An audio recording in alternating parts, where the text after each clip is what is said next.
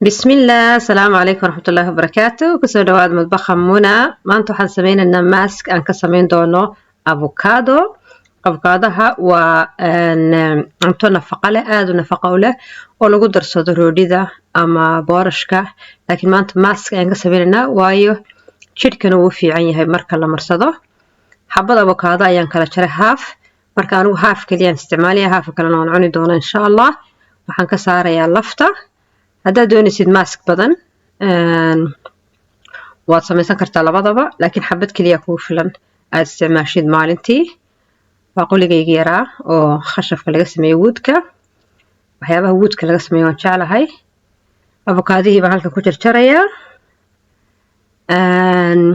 avokaaduhu wuxuu leeyahay fitamiinyo badan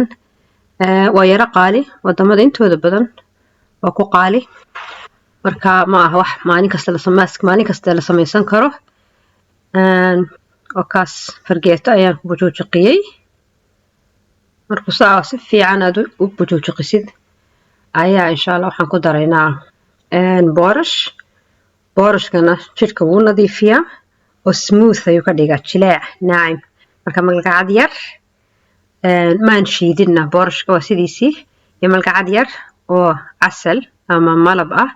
malab saafiya laakiin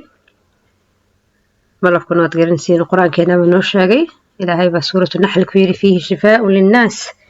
ilaahay dawo iyo caafimaad bahana siiyo walaalaheen Falastiin ilaahay ha u gargaaro insha Allah ala in nasr Allah qariib intii baan isku daray boorashkii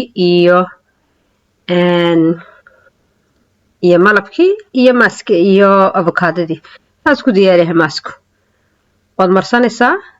waad ku daynaysaa 15 daqiiqadood waad ka maydhaysaa jirkaagu dhalaal qoorta xataa waad marin kartaa jirkaagu dhalaal nadiifna wuu ka dhigayaa